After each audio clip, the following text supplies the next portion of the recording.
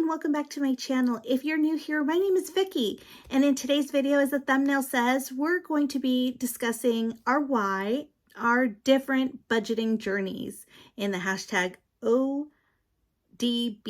I'm going to get used to saying that hashtag, April. So thank you to April for including me in this series of videos. I really appreciate it. I hope to get to know some of you and to show you that it's a different, everyone's journey looks a little bit different. So I'll tell you a little bit about my why, but let me start with just introducing myself. So I am in my late 40s, almost 50. I turned 49 this year. I didn't start my budgeting journey until 2017. So what is that? I don't even know how old I was. Let's see. 2017. I was 44. So this just goes to show you that you don't have to be young to start this journey. I did it. So I'm married. I didn't get married until I was 40. So there was that too. We have an 8-year-old son and we have a 4-year-old daughter. I'm just starting my parenting journey and trying to figure all that out as well, which has been quite just different from my friends' experiences being early young parents. And so with the age of laptops and tablets and apps and social media, I'm a little nervous to be a parent in this era. I'll have to be honest. A little bit about our education. My husband is a teacher. He has a master's degree, obviously an undergrad and a master's degree. I didn't know what the heck I wanted to be when I grew up, so it took me a little longer, but I do have 2 associate's degrees, a bachelor's of arts degree, and a law degree. So I was a full-time student for a really long time, living off of student loans, which will translate to student loan debt here shortly. When I married Jim, I had a lot of debt. That's a whole long story. Again, I'll link the video for you to watch. And I'm looking down at my notes, just so you know. When we got married, I probably had, just me personally, like about $180,000 in debt without including like the condo that I owned, and the home that I shared with my brother. When we got married, Jim helped me pay off a lot of debt that I was holding, credit cards and such. So when we started our journey, we had, in March of 2017, we had $120,000 in debt. That did not include our home, and that consisted of a 401k loan, his car, a second on the condo, that I had taken out to pay off some student loans, because the student loans, the federal government only gave you so much and law school was way more than that. So I had to take out the max of federal as well as more in private loans. And so I took a second out on my condo for that. And then the student loans, I had $180,000 of student loan debt when I graduated law school in 2002.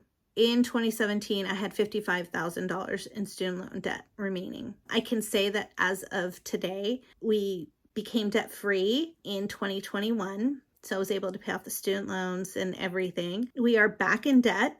And so, you know, the why is I want to create generational wealth.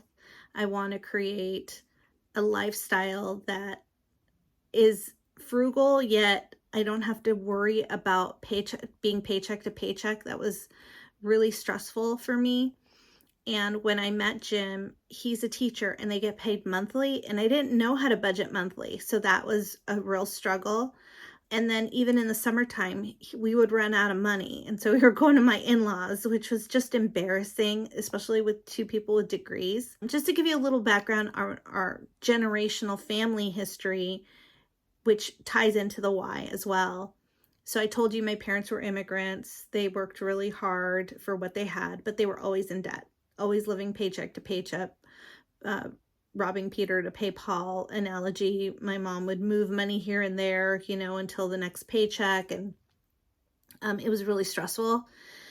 I do remember her when we were little using envelopes. So we'll talk about that in next video. My dad, when he passed away in 2013, they had a lot of debt, and my mom needed his retirement and Social Security to pay the bills. And once he was gone, he didn't sign the clause that continued the benefits to my mom. So upon his death, because he would have gotten a little bit more each month, my mom signed over her community property interest in his pension plan. And as soon as he died, everything stopped, Social Security and his pension. And my mom was left with this huge hole, and we had to sell the townhome. I'm sorry. I didn't realize this was going to get emotional. Anyway, I don't want that for myself. I don't want that for my kids. It was really hard to watch. And I moved my mom in with us. This is before I got married. And so it was my mom, my little brother, my other brother that I shared the house with. All four of us were living together. And then my brother that I shared the house with, he got engaged and then married. And then I got engaged and married, and Jim moved in here. And we just didn't want to create that generational debt and trauma. Now for Jim, when he met me, he was debt-free. He had no credit card debt. He used his credit card but paid it off immediately. His parents were mortgage-free. They are retired now, but when they retired, they paid off their house. And so they just were living a different lifestyle, and it caused me to open my eyes to see, like, wow, this is possible. And Jim's parents are college grads, so Jim's mom was a teacher and Jim's dad was in sales. And so it was really eye-opening to me that this is possible, because Jim's a teacher and I'm in sales. And so that really was our why. Our why was to change our family tree, to create generational wealth for our kids. And I struggle, and I know that we'll talk about struggles about the debt-free journey, but one of my whys is I struggle with learning the balance between, and if anyone can give me a comment or advice down below, let me know, but I struggle between wanting to give my kids what I didn't have as a kid, like sports and toys and clothes. Like, I wasn't given all those things, not because I didn't want to, because we were poor. I struggle with having the means to give it to them and not wanting them to be spoiled kids. And I really worry and concerned. I'm building this generational wealth, and God forbid something happens to us. Will they get all this money? And, those are my concerns. So I'm hoping that we truly become debt-free, that I don't know so much about the FIRE movement of financially independent, retire early, but I would like to retire in 5 to 7 years, and that would put me at like 56. I'd like to set up an estate plan where it would trigger at each milestone. So like if I died, or if Jim and I died before their 18th birthday, they would get X amount, 21, 25. We both said that, like, if we came into a lot of money in our 20s, I don't know if we would have managed it correctly. I probably wouldn't have managed it correctly in my 30s, to be honest. But I didn't know about this community. Now they're going to have all these videos to look back on and to see their mom's advice. So that is my why. It's kind of rambly.